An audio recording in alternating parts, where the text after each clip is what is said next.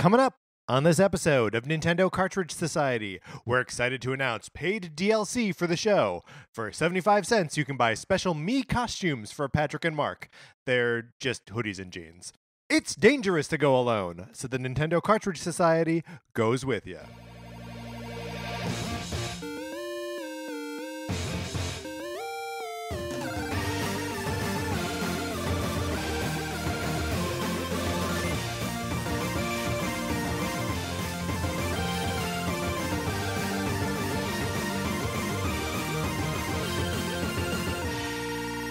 Welcome to Nintendo Cartridge Society. My name is Patrick Ellers. I am joined, as I always am, by my co-host, Mark Mitchell. We've got a good show for you today. We're going to be talking about the news from the week, including the top downloaded games on Switch and the announcement of Persona 5R. Then on Thursday, we're going to be reviewing our New Year's resolutions from 2018 and talking about our favorite games from the year. But in the meantime, Mark, how are you? Doing great. So good to see you, Patrick. It's great to see you, too. I know that there was no interruption in our show schedule, but we haven't seen each other in almost 2 weeks. Which is a really long time for us. Yeah, it's the longest since we started doing the show. It's the longest we've not seen each other. You look great. You look awesome, too, man.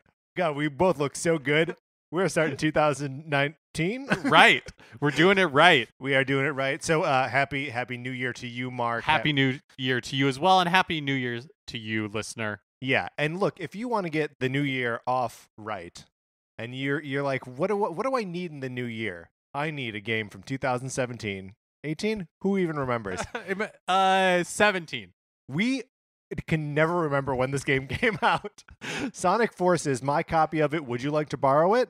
You can. All you got to do is email us at nintendocartridgesociety@gmail.com. You go on a list. I send the game to you, and then it comes back to me. In full disclosure here, I have not seen the game in a couple months. It's taking its time. And that's fine. Look, it was at one point away for 5 continuous months. So, there's still time for it to come back. All we can do is trust the system. And I do, Mark. I do trust the system. Do you know what I also trust? Tell me what you also trust. Our listeners' opinions. Oh, yes. And we need them. Why is Because in a little over a week, Mm-hmm. we're going to be determining which series featured in Super Smash Bros. Ultimate Yes. makes the best contribution to that game. Now, what does that mean? Best contribution? My goodness, does that mean most number of characters, most number of stages, has your favorite character in it? It means all these things at the same time. It means everything and nothing. Right, which is why we need your help. So please, if you just want to get in there and be like, hey, just not Fire Emblem, you got to let us know. Yeah, anything but Bayonetta. Right. You gotta write in. Right. And I feel like it would be weird for someone to make a really strong spirited case for no, Bayonetta contributes the most to the But I Smash Bros. love Ultimate. weird things, so if somebody wants to make that case, I would love to hear it. Yeah, as would I. And honestly, Bayonetta was an overpowered character in the last version of the game, and the competitive scene revolved around her. So make that argument. So we're going to be releasing that episode on January 10th, which when we came up with this topic seemed like a million years away. Right. But now is like a week away. Yeah, so get that into us now. And it would have been a little bit slower, people coming in with their opinions on this, which I understand. It's a meaty topic. It is a meaty topic. So what you need to do is go out to the field, slaughter a calf, butcher it, prepare it nicely, and send it in to us, Nintendo Cartridge Society at gmail.com.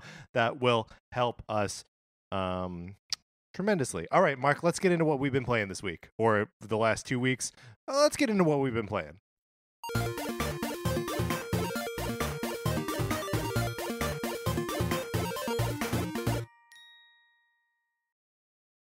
The holidays means, for me, visiting family. Uh-huh. And visiting family means snipper clips. Oh, my goodness. And you're still speaking to your family? So I pulled it out. My sister... Didn't answer that question. My sister and her husband, my husband, me, played 4-person snipper clips. The first time I've ever played four-person snipper clips. I don't think I ever have played 4-person snipper clips. It's just like snipper clips, which Yeah. is to say a complete delight. When you're trying to figure out how to solve the puzzles, it gets not heated, but everybody has an opinion. Right. You're trying different things. You're saying like turn this way, and somebody's like, I don't know what that means, so I'm just gonna rotate. And then Right. you're like, no, not this way, that way. No, you idiot! Turn me into a scoop. But when you solve one of the puzzles, Yeah. it feels like such an accomplishment. Right. And I mean, even when you're not solving the puzzles, the sort of frustration that you get into with each other is so funny. And the way the characters react to it is adorable. There's really not much to not like about that game, except maybe its brevity. Yeah, and I never even picked up the DLC. Yeah. I guess, did I? I really liked that game when it came out. Yeah, me too. And it's a great one to go back to. So yeah, that was a ton of fun.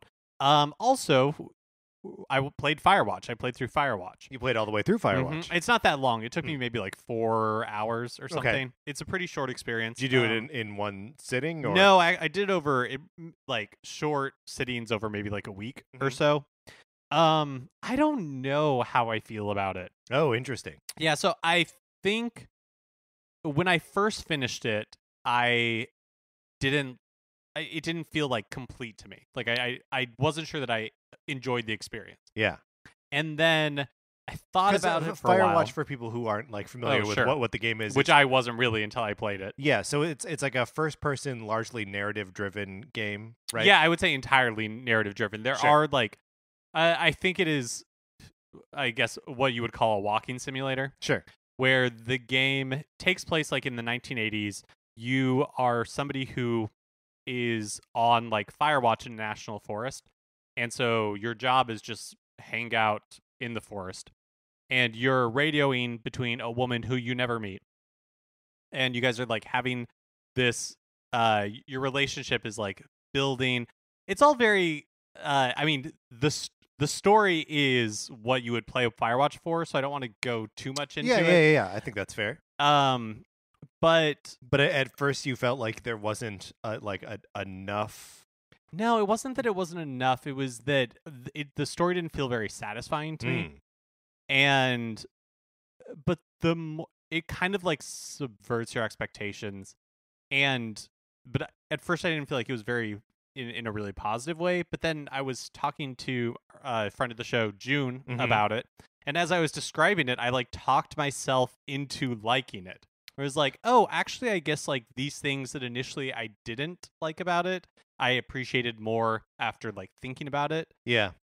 So thank you to Katie for the recommendation. I'm glad I played it.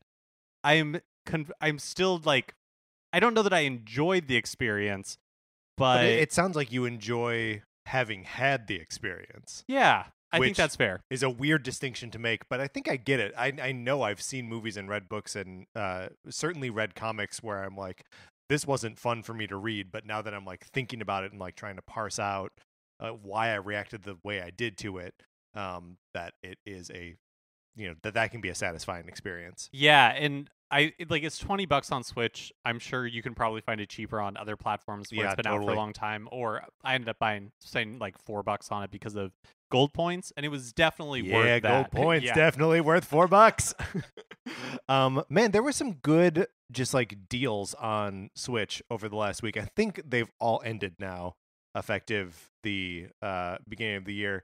I was tempted to buy so many games, bought none.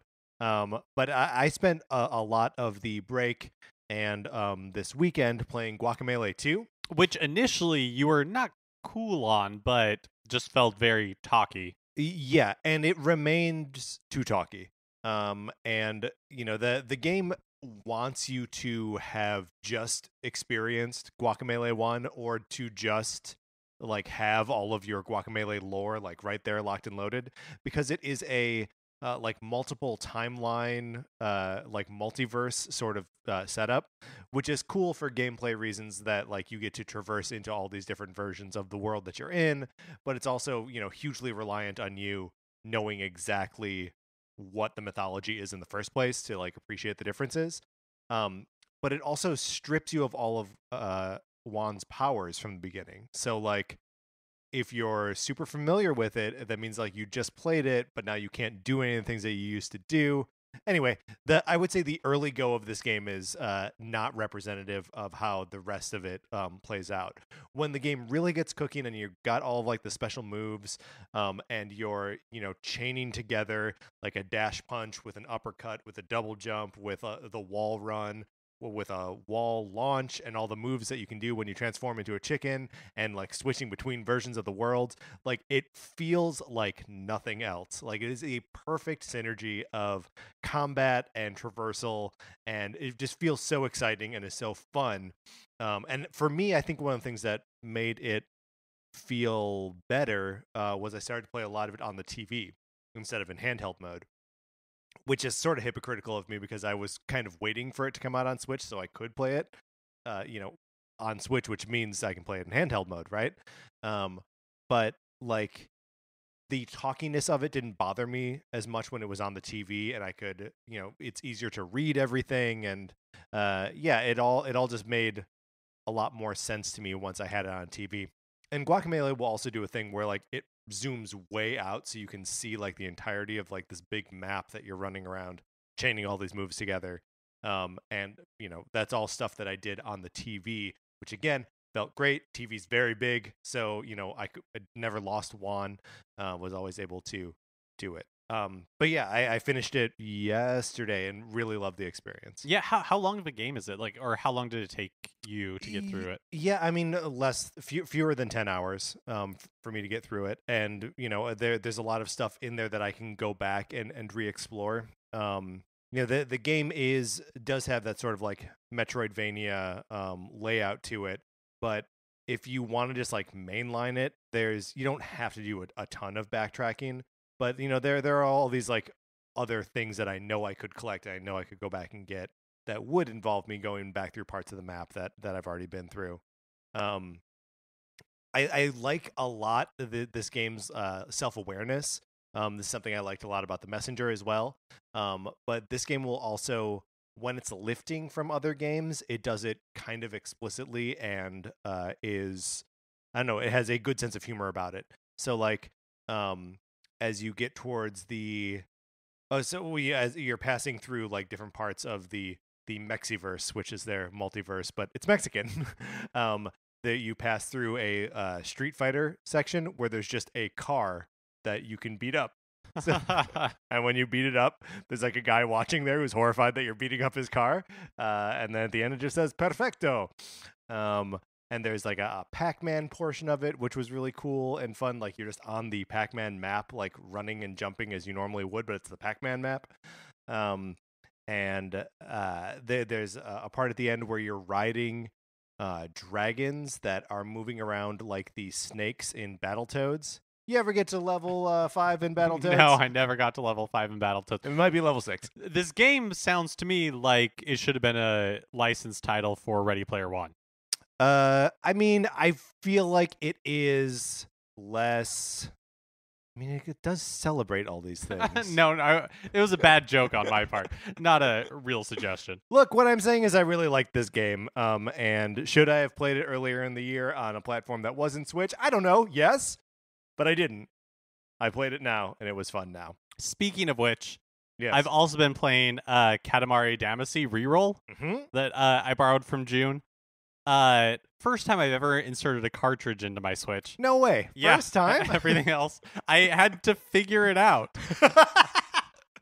Because the cover on the cartridge or cart slot, it's one of those that you like pop it out and it feels like you're breaking the plastic, but you're not.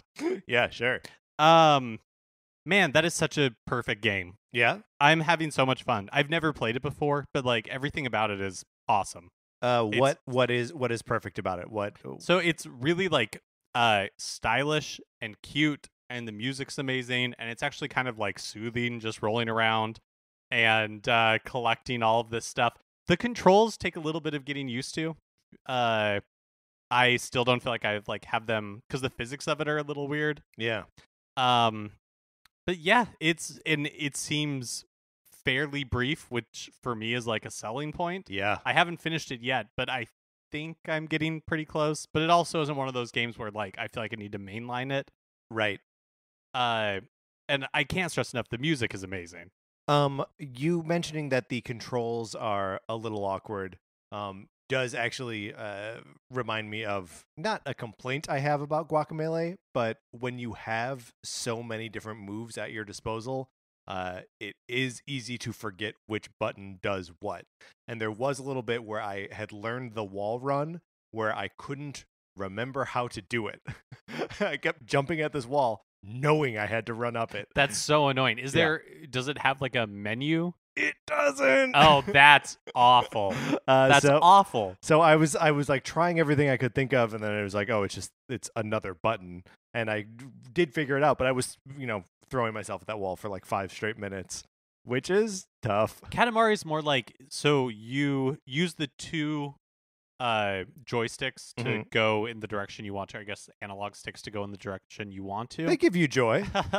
But you're like pushing them in tandem, or like one forward and one backward to turn, and the physics of it change depending on like how large the Katamari is and like all that kind of stuff.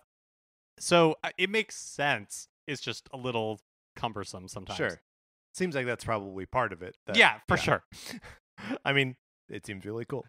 I've also been continue to play Super Smash Bros. Ultimate. I assume that you have as well, but maybe I'm mistaken in that. Yeah, a little bit. On the plane to Chicago to celebrate Christmas, I unlocked the last of the characters. Made me very happy to do so. I've not gone back to it much since then. I was like, oh, I did it. I feel like it's like Breath of the Wild syndrome. You like open up the entire map. Right. And you're just kind of like, oh, that was the most enjoyable part of this game. Right. And then Alexander wept. There were no more worlds to conquer, even though there is a huge world of light left to conquer. And I'm nowhere near doing that yet. But I feel like that's a game that I will settle into, especially early in 2019. We got new Super Mario Deluxe coming out. But other than that, who knows? We'll find out if it's actually going to be a quiet year. There's going to be a direct sometime in January, which will upend our worlds. But yeah, I hope to spend a lot more time playing it in the new year. All right, that's what we've been playing this week. Let's get into the new releases and what we might be playing next week.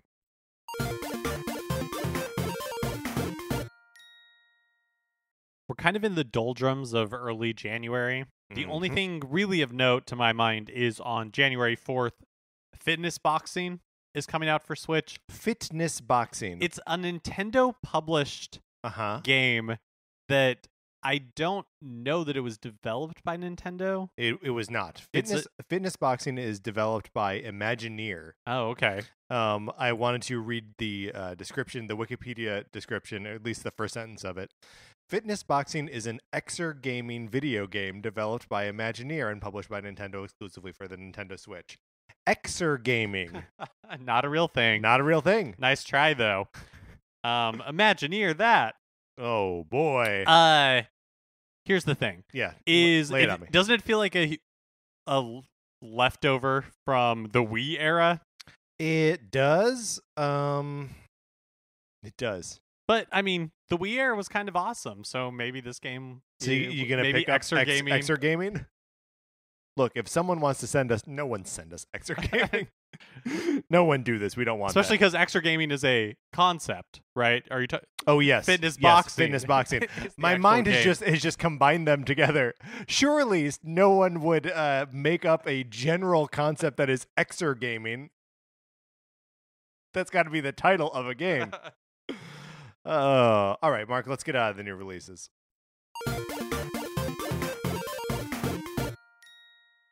Now it's time for a regular segment on our show. It's time for 433. In 1952, American composer John Cage wrote a piece called 433, wherein a performer or group of performers didn't play their instruments for 4 minutes and 33 seconds. For the purposes of this show, our instruments are talking about Nintendo. So, for the duration of one performance of 433, Mark and I will talk about something not at all Nintendo related, thus fulfilling the contract of the piece.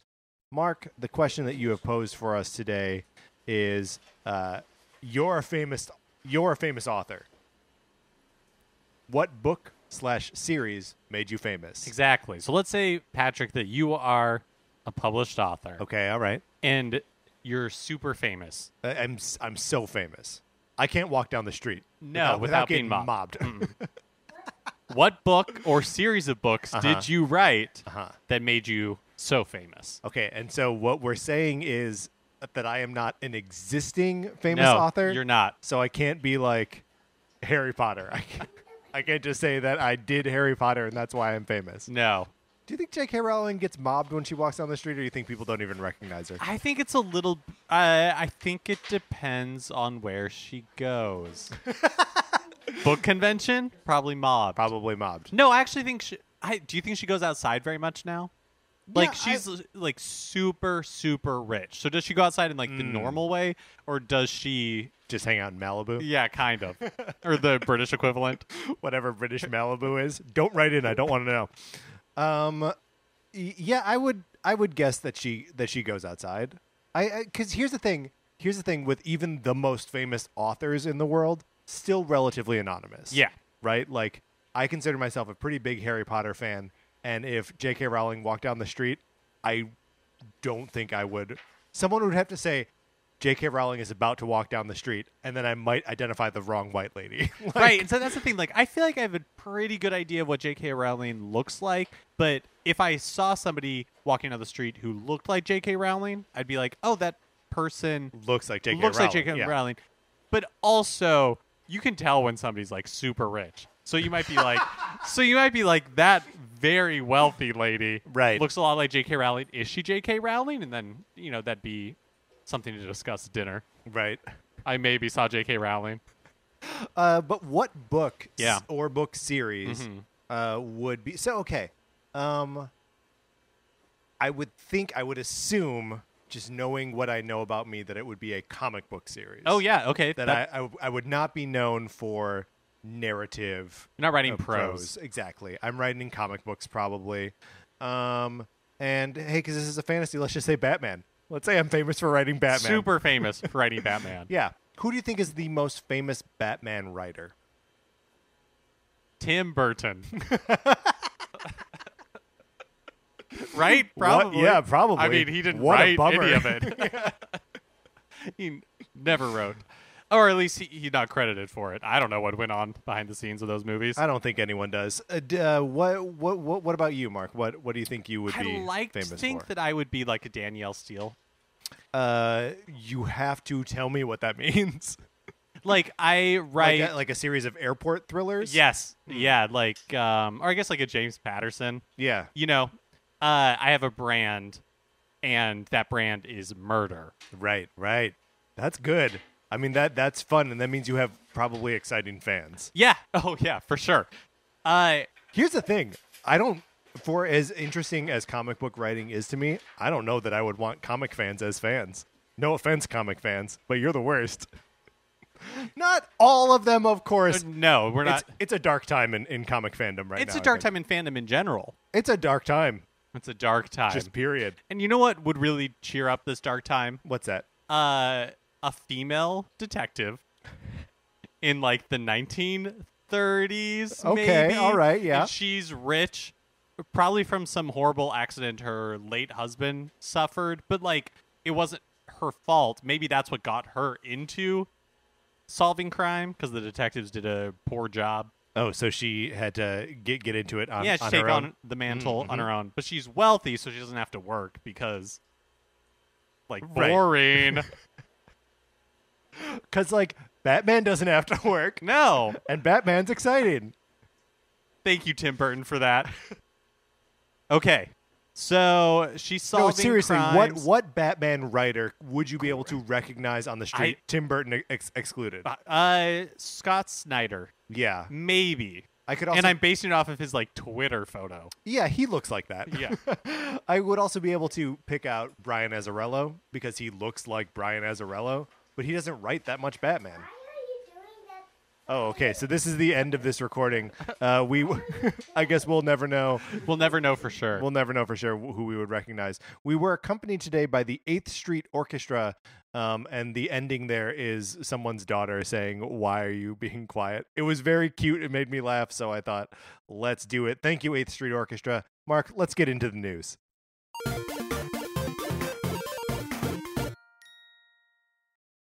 last week, Nintendo posted a news item in the Switch news feed touting the best-selling games of 2018. They listed 26 of them, which to me seems like a strange number to cut it off at. What is the 26th one? Golf Story? Golf Story. Okay. Just really wanted to put Golf Story on there, I guess. Okay, so here's the list. Yeah. Number 1 is Fortnite. Sure, on half of Switches. Followed by Fallout Shelter, Paladins, free, Super Smash Brothers Ultimate, not free. And also just came out a few weeks ago. Crazy. Warframe, Free. Arena of Valor, Also free. Minecraft, Not free. Hollow Knight, The rest of these aren't free. Super Mario Party, Uh-huh. Celeste, Mario Tennis Aces. The Pokemon Let's Go Eevee is listed before Pokemon Let's Go Pikachu. Now, wait a minute. Yep, I know. I'm with you. Dead Cells, Overcooked 2, Octopath Traveler, Undertale, Kirby Star Allies, Diablo 3 Eternal Collection, Wizard of Legend, which no idea what that is, Donkey Kong Country Tropical Freeze, Okami HD, Darkest Dungeon, Crash Bandicoot Insane Trilogy, Thank you. Shovel Knight Treasure Trove, and Golf Story. Okay. Now, a couple questions for you. Yeah, lay 'em on me. So they said that these were best-selling games, but since it includes free-to-play titles, we're all assuming it's free most downloaded games. I would guess so, and not like revenue by game, even though you would still probably expect to see Fortnite at the top. Yeah. Other games like Fallout Shelter, it would be surprising to me if Fallout Shelter had made the second most money on Switch in 2018. So who knows if these are really in any particular order? Like the Pokemon Let's Go Eevee and Pokemon Let's Go Pikachu thing is really strange, especially since like on the Switch's bestseller charts, Pikachu was always above Eevee, so maybe these aren't in any particular order. And when they list sales of Pokemon games, they usually bundle the two in the generation together anyway. Then I wonder where on this list it would be. I mean, maybe you're right. Maybe the order is arbitrary, and they were like, let's feature some of our best-selling games. And they're like, oh, there's a nice clean cutoff after 26. And they're like, great, run with it. Really stinks for that 27th title. Yeah, well, you know what are you gonna do? Poor Guacamelee 2, not on this list. Here's something I'm noticing just now. Both Guacamelee 2 and Overcooked 2 have exclamation points in the title, but before the number. They're both the word with an exclamation point and then the number 2. Well, I mean, but that makes sense, right? Because the first game was Overcooked, and now it's Overcooked 2. I mean, but wouldn't you want the fact that it's the sequel to also be exciting? Overcooked 2. Maybe it's Overcooked. Maybe it's like a trade. 2. Maybe it's like a trademark thing. Yeah, that's probably true. Look, the point is, don't put punctuation in your titles. We learned this from... Yeah, you're not a strip club. Yeah. Just don't do it. Just don't do it. Who Framed Roger Rabbit has no question mark in that title. Does it not? It does not. Huh. It is as though the sentence is like, he who framed Roger Rabbit. Yes. Like when Times Person of the Year was me. It's like, who framed Roger Rabbit? Who did? Who framed Roger Rabbit? I see. What's on second base? And I don't know who's on third. On Sunday, December 30th, Atlas released a teaser trailer for Persona 5R. The publisher has a history of releasing deluxe versions of Persona games on portable platforms such as Persona 4 Golden on PS Vita, leading to speculation that 5R would be coming to Switch or will be coming to Switch. However, no platforms have been announced specifically for the game, but the teaser trailer started with a PlayStation logo, so we don't know. What do we think? It still makes sense for it to be on Switch, but that doesn't mean that it will be on Switch. Right. But also there is a January Direct coming up, presumably, so maybe they're waiting for it to be announced there. Yeah, maybe. It's hard to know. I mean, there's also like there were we don't have them in the news here, but there were also a few more details coming out about Dragon Quest XI S. Well, this is going to be tough to keep track of what extra letter these games. Yeah, what are we, an iPhone? I don't know what's going. I mean, that's easy. No. Like the 10S and yes. the 10R. Yes. It's very difficult to keep track of, and we're not going to do it right ever. except for maybe just this once. But it would be cool if these two big JRPGs were like coming to Switch at basically the same time. Yeah, it would be. I think it's possible. Yeah, I guess I don't know. We're supposed to find out more about whatever Persona 5 are, and presumably it seemed like they were also teasing some other Persona 5 related games. And we're supposed to find out more about it in March. So maybe we'll have to wait until March. Would you be surprised if it doesn't come to Switch? No. I mean, the mainline Persona games have been exclusive to Sony the entire time they've existed. So and again, like the trailer for this started with a Sony logo. So I wouldn't be surprised if it never gets off of there. It just like the precedent has been set that like the special version of it is a portable, and Sony doesn't have a portable anymore. If you want a portable, you go to Nintendo. Yeah, I mean the Vita is technically still around. Sure. So is my old Virtual Boy. I don't know where it is. It's still around though. Point taken. Relatedly, the announcement of Joker as a downloadable character in Smash Ultimate has led to a lot of cute social media posts where Sakurai is visiting the Atlas offices. Those are real cute. He's visiting like a dude in a big cat suit. Yeah, it's Morgana, I think, from the Persona games. Mm-hmm. Naturally, that has only served to further fuel speculation that Persona 5R is coming to Switch. But, Cloud was in Super Smash Bros. 4. And Final Fantasy VII is coming to Switch. Here's another thing that I just thought of that I was talking to June about. June brought it to my attention. I don't know how I feel about it. Is that the previous generation Super Smash Bros. Games were named Super Smash Bros. For 3DS and Super Smash Bros. For Wii U, meaning both, like, noting its place in the series as the fourth Smash Brothers game and which platform they were for. Well, except that they didn't come out at the same time, and they're separate games. So if the Switch one had been called Super Smash Bros. 5 Switch, then I would agree. But it's not. They're both for Switch. Also, 4 was spelled F-O-R, and not F-O-U-R, and not the number 4. I know some people like that theory, June, evidently. But I mean, this is Smash 5, right? We call this Smash 5. Do we? I feel like I don't know what my point is. We call it Ultimate because that's what you got it really is. Worked up about it, though. I did, and I will not apologize. Sakurai also wrote a column for Famitsu about development on Joker and Smash, which revealed just how early they were in the process when the character was announced at the Game Awards. Joker was nowhere near in playable form, so they were just like, well, we'll just come up with some like cinematic. Perfect. He also notes in the column that the team is aware of the problems with online matchmaking right now, and that they will be, quote, making adjustments wherever possible to fix it wherever it needs fixing. Fix wherever possible, or fix wherever it needs fixing sounds a little bit like a blow-off. Yeah. Wherever it needs fixing. I mean, I think at this point, we just expect that Smash Online is going to be problematic. Yeah, I mean, it's just like so many other of their online offerings on Switch have worked. Like ARMS works just fine. Mario Kart works pretty well, and Splatoon is Splatoon. Like they're all pretty stable games. And Smash is not following in those footsteps. So the couple of times that I've played online, it's been fine, except for some weird slowdown.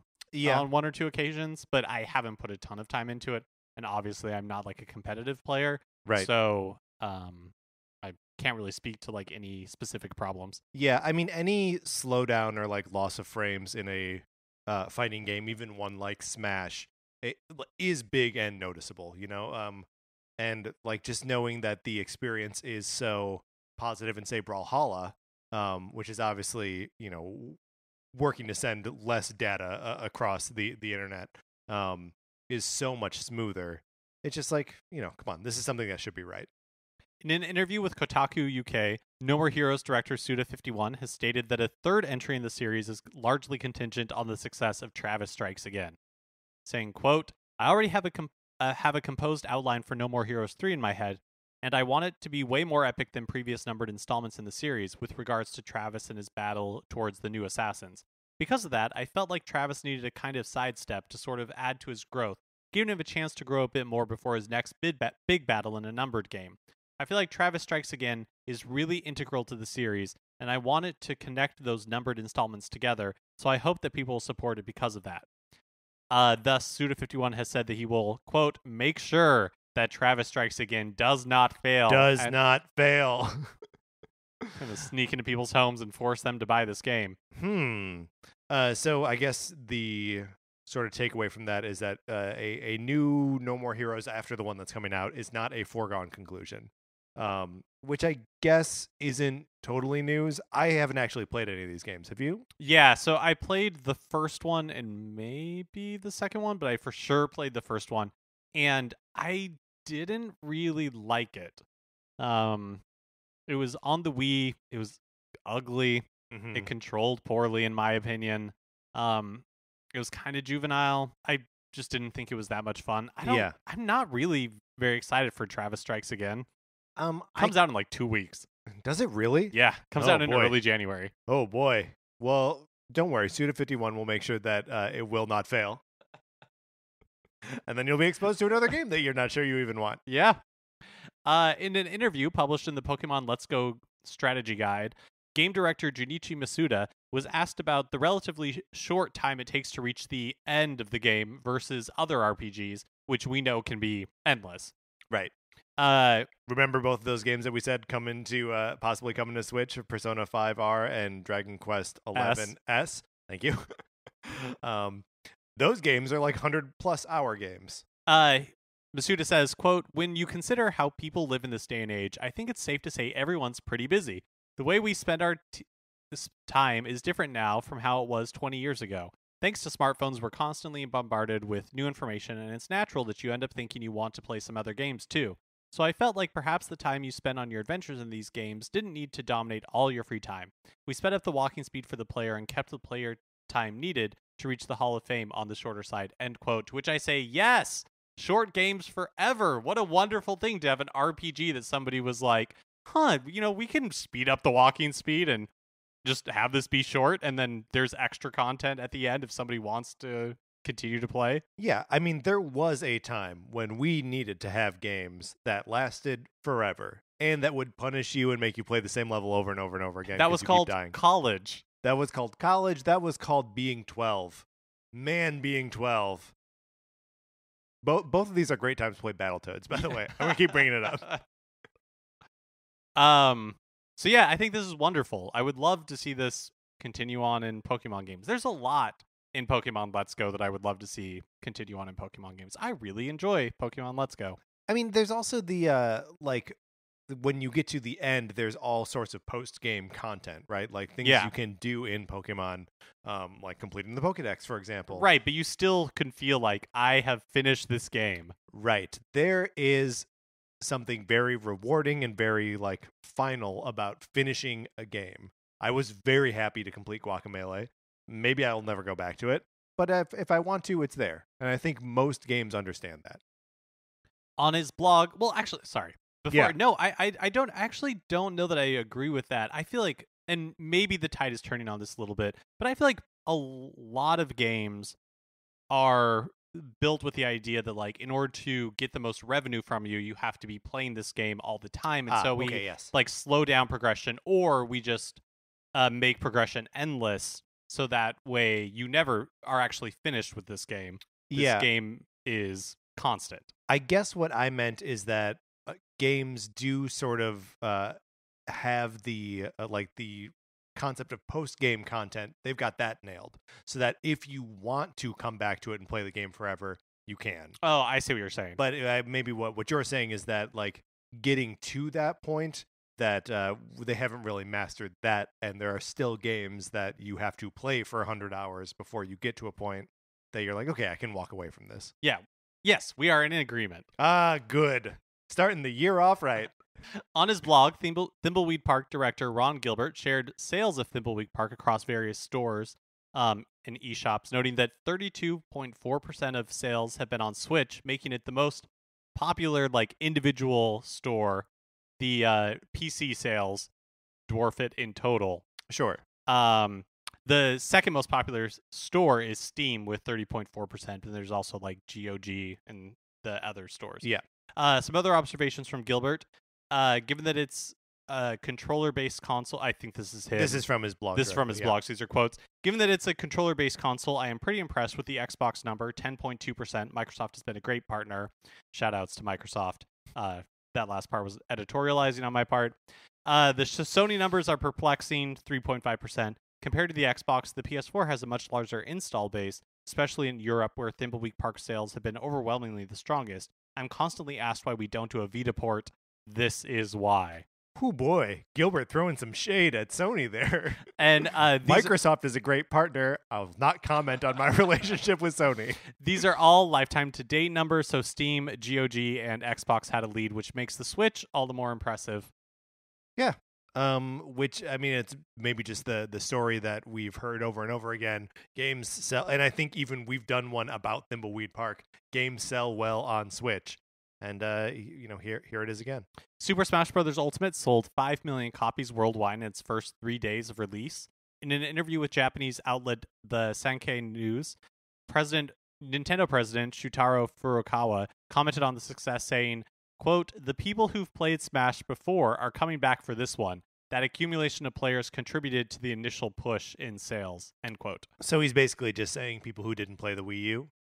Yeah, I think so. Like the Wii U, 3DS, or the GameCube version also. I feel like that's kind of the story of Nintendo's like success with the Switch and the NES Classic Edition and the SNES Classic Edition. They are successfully riding this wave of attracting people who have fallen off the Nintendo bandwagon to come back.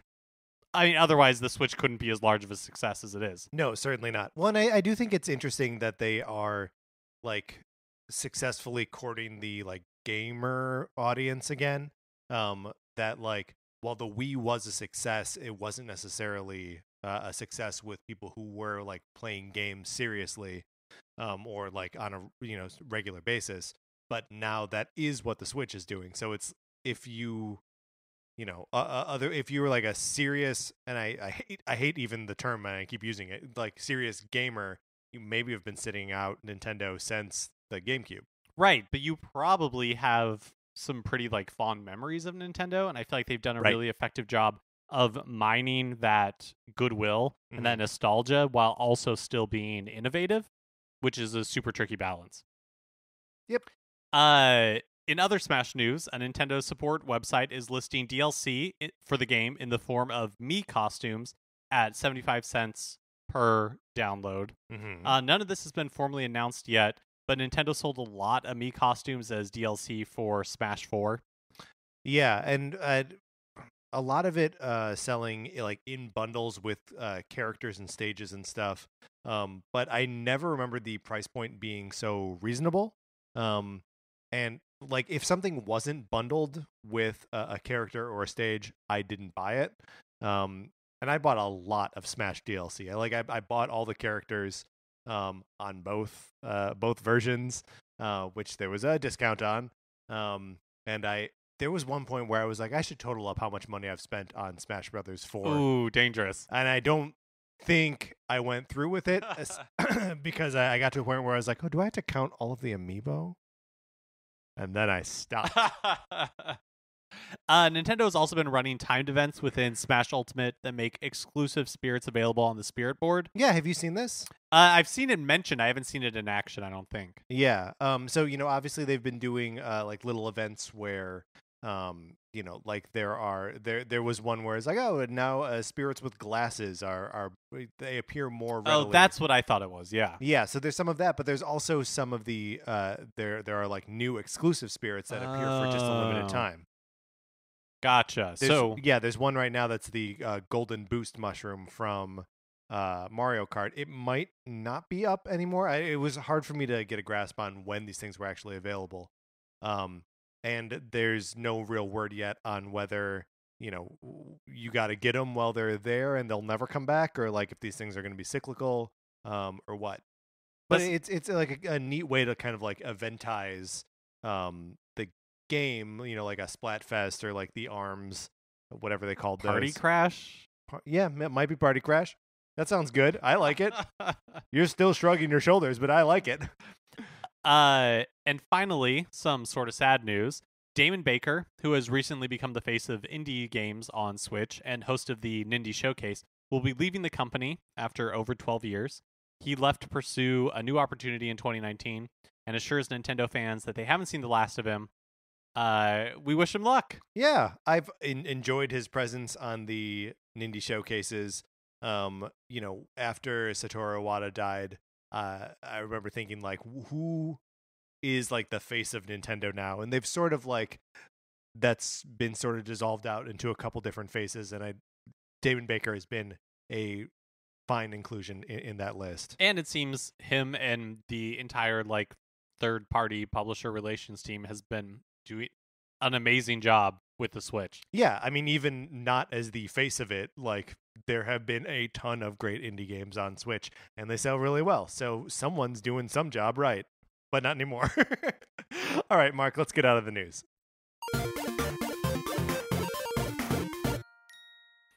Okay, that is going to do it for our first Nintendo Cartridge Society of 2019. Mark, can you believe it? Okay. Remember, please rate, review, subscribe on Apple Podcasts. All of that helps us out tremendously. We like it a lot. If you enjoyed this episode, please share it on Facebook or Twitter. You can find me on Twitter at Patrick_Ellers. Mark is at MK Mitchell, and the show is at NinCart Society. You can check out the Facebook page, which is just Nintendo Cartridge Society.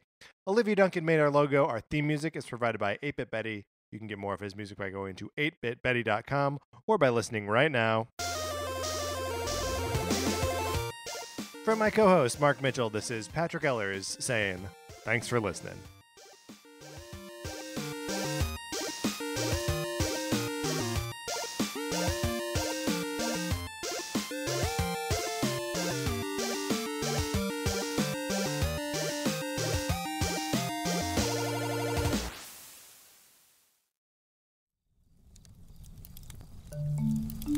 Campfire.